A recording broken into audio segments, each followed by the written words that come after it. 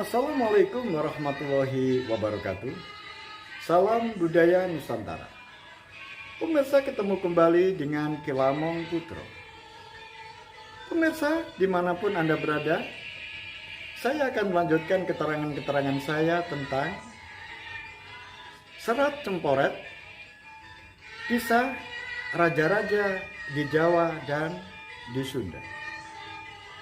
Pemirsa, dimanapun Anda berada, pada keterangan saya yang lalu, ada seorang pangeran dari Pegelan yang namanya Pangeran Pramono, yaitu putra dari Sri Manuhun, bersahabat dengan seekor burung, yaitu burung menco. Burung yang pandai bercerita, burung yang pandai berbicara, sungguh sangat menyenangkan apabila bercakap-cakap dengan burung ini. Oleh sebab itu, sang pangeran sangat menyukai bersahabat dengan burung yang sangat cerdas ini. Karena cerita pada waktu itu masih belum selesai, oleh sebab itu sang pangeran kemudian memanggil menco untuk datang ke tempatnya dan melanjutkan ceritanya yang belum selesai kemarin. Pemirsa, dimanapun Anda berada, akhirnya Pangeran Pramono memanggil sahabatnya, yaitu burung menco.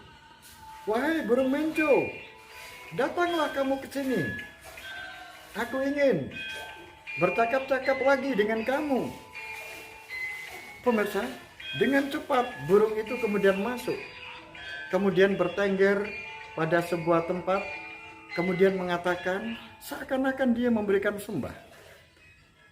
"Aku datang, pangeran, sembah sungkemku untuk kamu." "Ya, saya terima sembah sungkemmu." "Ada apa, pangeran? Memanggil aku?" "Kamu saya panggil karena aku masih penasaran. Kamu kan belum selesai ceritanya kemarin. Oleh sebab itu, supaya ceritanya rampung, maka kamu harus menyelesaikan. Jangan sampai terputus." "Oh begitu. Baiklah, pangeran, saya akan bercerita, melanjutkan cerita saya yang kemarin."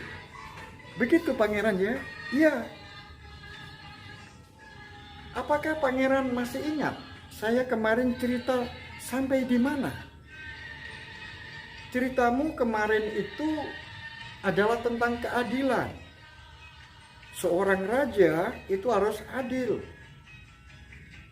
Nah, untuk adil itu, maka seorang raja harus berpedoman pada somo, dedo, dono, lan dendo." "Oh iya, benar. Kemudian, apakah pangeran sudah tahu maknanya?" "Belum." "Baiklah pangeran, kalau begitu saya mulai dari bedo." "Oh jangan dimulai dari bedo, dimulai dari atas dulu, yaitu somo." "Baiklah, saya mulai dari somo, pangeran." "Apa itu somo?" "Somo adalah sama. Sama artinya adalah sederajat. Jadi somo atau sama ini adalah sebagai seorang raja harus mengerti tentang pangkat seseorang, harus memiliki penghasilan yang sama." "Kok bisa begitu?" "Begini maksudnya, pangeran. Misalnya ada seorang yang diangkat menjadi senopati. Maka siapapun yang menjadi senopati, gajinya harus sama. Gajinya harus sama. Itulah yang disebut dengan gaji pokok senopati." "Terus bagaimana?" "Sama saja. Semua temenggung gajinya juga sama. Seorang senopati juga sama. Seorang prajurit juga sama gajinya. Jadi sesama prajurit ada gaji pokoknya, sesama senopati ada gaji pokoknya, sesama temenggung ada gaji pokoknya. Loh, tapi mengapa kok senopati yang satu dengan yang lain kok ternyata kenyataannya tidak sama? Nah, ini pangeran. Kalau sudah mengerti sama atau somo, sekarang beda. Kenyataannya kan tidak sama. Seperti yang pangeran tadi katakan, ternyata senopati satu dengan senopati yang lain, ternyata gajinya tidak sama. Benar. Itu yang disebut dengan bedo. Bedo itu beda. Mengapa kok beda? Karena mereka itu walaupun gaji pokoknya sama, tetapi yang satu baru menjadi senopati 1 tahun, yang satunya sudah 2 tahun, yang satunya 3 tahun, dan seterusnya.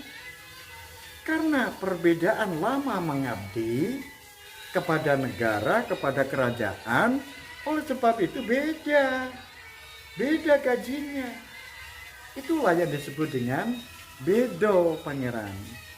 Jadi sama-sama senopati, karena bedo waktunya, lamanya mengabdi, maka dia gajinya pun juga berbeda. Oh, begitu ya. Benar, pangeran. Nah, kemudian yang ketiga apa? Yang ketiga adalah dono. Dono itu apa? Pangeran, dono itu artinya weweh. Weweh itu artinya pemberian. Kalau menggunakan kata yang agak keren lagi yaitu hibah. Apa itu? Yaitu pemberian. Seseorang telah diberi Nayoko Projo, kemudian karena dia melakukan tugas, kemudian tugas itu diselesaikan dengan cara yang baik, kemudian raja atau patih atau yang di atasnya, pimpinan di atasnya, kemudian memberikan hadiah, memberikan pemberian, memberikan uang lelah, dan sebagainya. Tapi itu semuanya di luar gaji. Itulah yang disebut dengan dono. Misalnya pangeran, ada seorang senopati, kemudian ditugaskan oleh raja menumpas pemberontakan di sebuah tempat. Kemudian senopati itu berhasil dengan gilang gemilang membawa kemenangan. Akhirnya senopati itu kemudian dipanggil oleh raja, kemudian diberi dono. Artinya diberi sebuah tali asih, diberikan penghargaan, diberikan kebungahan. Itu semuanya termasuk di dalam dono. Itu pangeran. Jadi dono adalah pemberian selain gaji. Kemudian yang terakhir yaitu dendo. Kalau ada dono, pemberian, penghargaan, ada dono, ada dendo. Dendo itu adalah sebuah hukuman yang bersifat material. Karena dia melakukan kesalahan-kesalahan, akhirnya dia didenda. Didenda oleh pejabat. Misalnya ada seorang prajurit hutang kepada orang lain, kemudian dia tidak mau membayar dalam jangka waktu 1 tahun atau 2 tahun. Kemudian orang tadi itu melaporkan kepada raja. Kemudian setelah diteliti, ternyata benar. Dia benar-benar mengeluarkan uang dan uang itu dihutang oleh prajurit A misalnya. Akhirnya prajurit A dipanggil di pengadilan, kemudian disuruh mengembalikan hutang itu, kemudian ditambah dengan denda. Misalnya dia harus mengembalikan uang 10 juta karena hutangnya 10 juta, karena dia hutang selama 2 tahun sampai 3 tahun. Oleh sebab itu pengadilan memberikan denda kepada prajurit itu dengan denda sekian. Itu namanya denda. Oh begitu ya. Jadi denda itu beda dengan hukuman? Beda. Kalau hukuman itu, pangeran, hukuman itu bisa hukuman fisik. Misalnya dihukum dicambuk. Misalnya dihukum dikurung. Dan sebagainya. Itu merupakan hukuman. Tetapi kalau didenda ini lebih bersifat perdata, lebih bersifat denda, yaitu tentang barang atau uang atau berupa barang, misalnya tanah dan sebagainya. Begitu pangeran. Wah, kamu memang hebat. Terima kasih pangeran. Kalau begitu, aku sangat senang aku punya teman seperti kamu. Karena kamu bisa mengajari aku.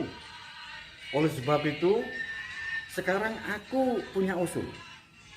Agar kamu tidak dipanggil Menco atau tidak dipanggil Beo, maka aku sekarang punya nama untuk kamu.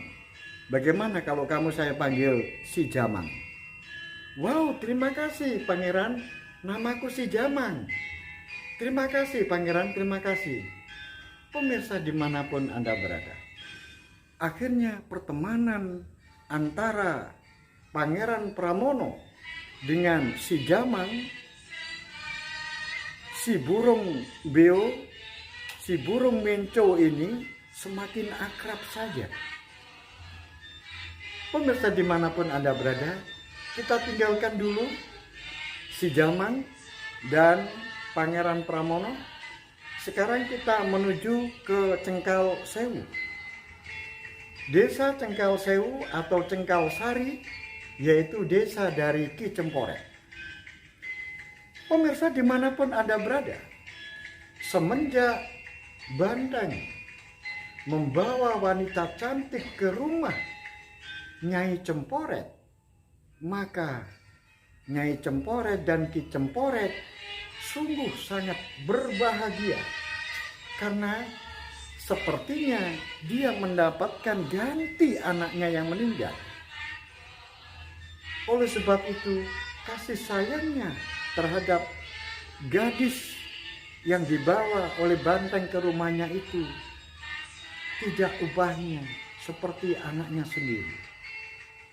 Oleh sebab itu, sampai-sampai Ki Cemporet memberikan nama gadis itu, yaitu dengan nama yaitu Nyai Roro Kumenyang.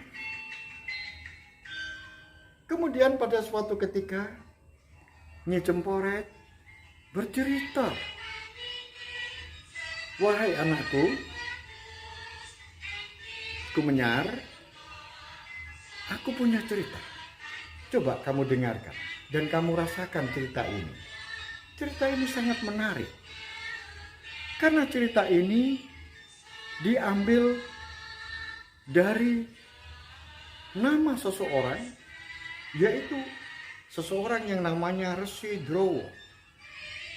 Resi Drowo ini merupakan keturunan dari Resi Bayu. Dan Resi Bayu, Resi Drowo yang putranya Resi Bayu ini sejak kecil sukanya adalah selalu melakukan ritual-ritual penyembahan yang ditujukan kepada dewa-dewa, yang ditujukan kepada Yang Maha Kuasa. Dia melakukan pertapaan di Gunung Kawi. Kemudian anakku, Resi Drowo ini mempunyai seorang istri, namanya adalah Endang Rasi. Siapa Endang Rasi itu? Endang Rasi itu adalah adik dari Resi Resiko. Resi Rasiko dan Endang Rasi ini adalah putra dari Resi Darmo Ketu. Anakku, Resi Darmo Ketu itu siapa? Resi Darmoketu itu adalah seorang resi yang sekti Mandraguna. Nah, kemudian Resi Drowo yang sudah menikah dengan Endang Rasi kemudian memiliki seorang anak perempuan yang sangat cantik. Wajahnya begitu cemerlang dan bentuk tubuhnya pun sempurna, sehingga dia adalah wanita yang sempurna. Namanya adalah Kusumo Roro Sarwasri. Kusumo Roro Sarwasri ini memang benar-benar wanita yang luar biasa kecantikannya dan bodinya. Tapi sayang, ininya ketul anakku. Apa itu, Mbok? Ininya ketul itu? Maksudnya adalah dia kurang pinter, dia kurang pandai. Oleh sebab itu, ibunya, yaitu Endang Rasi, selalu memberikan arahan, selalu memberikan petunjuk dengan sabar, agar yang namanya Kusumo Roro Sarwasri itu menjadi seorang wanita yang utama, walaupun ininya agak ketul. Terus bagaimana, Mbok? Ibunya dengan sabar memberikan pengarahan-pengarahan. Wahai anakku, katanya ibunya, yaitu Endang Rasi, jika kamu ingin menjadi seorang wanita yang utama anakku, kamu harus menetepi dharma. Dharma itu adalah kewajiban, yaitu kewajiban sebagai seorang wanita. Nah, sebagai wanita yang sangat sempurna, itu tidak mungkin, karena manusia itu tidak ada yang sempurna. Tetapi kita harus berusaha untuk menjadi orang yang sempurna. Walaupun kesempurnaan itu tidak mungkin, tetapi kita harus mengejarnya. Nah, untuk itu anakku, agar kamu menjadi seorang wanita yang utama, maka kamu harus bisa menepati. Yang pertama adalah sebagai wanita yang rigen. Sebagai wanita yang rigen. Apa itu wanita yang rigen? Wanita yang rigen itu adalah wanita yang selalu menyelesaikan tugas-tugas yang telah dibebankan kepada dirinya sampai selesai. Jangan sampai putus di tengah jalan. Kemudian yang kedua, sebagai wanita yang tegen. Artinya, kamu harus benar-benar menguasai apa yang telah ditugaskan kepada dirimu. Sehingga benar-benar kamu tegen. Sehingga menjadi benar-benar kamu pinter menyelesaikan masalah itu yang ditugaskan pada kamu. Dan yang terakhir, kamu harus menjadi wanita yang tengen. Artinya tengen adalah kamu harus benar-benar peka. Kepekaan itu harus kamu bawa dengan rasa keikhlasan, dengan penuh kemantapan hati, dan dengan sungguh-sungguh. Serta di dalam melaksanakan tugas-tugas itu, kamu harus senantiasa menurut petunjuk-petunjuk, sehingga tugasmu itu benar-benar kamu laksanakan dengan penuh ikhlas dan percaya diri, sehingga hasilnya kamu bisa merasakan kalau itu berhasil kamu lakukan, benar-benar kamu merasa lega. Itulah tandanya bahwa kamu adalah wanita yang tengen, karena merasa bangga kamu bisa menyelesaikan tugas yang telah dibebankan oleh siapa saja. Pemirsa dimanapun Anda berada, bagaimanakah kelanjutan dari kisah ini? Oleh sebab itu, like saya, berikan saya subscribe, dan jangan lupa tombol loncengnya agar tidak ketinggalan cerita-cerita saya. Sampai di sini akhirul kalam. Billahi taufiq wal hidayah, waridha wal inayah. Assalamualaikum warahmatullahi wabarakatuh. Salam budaya Nusantara.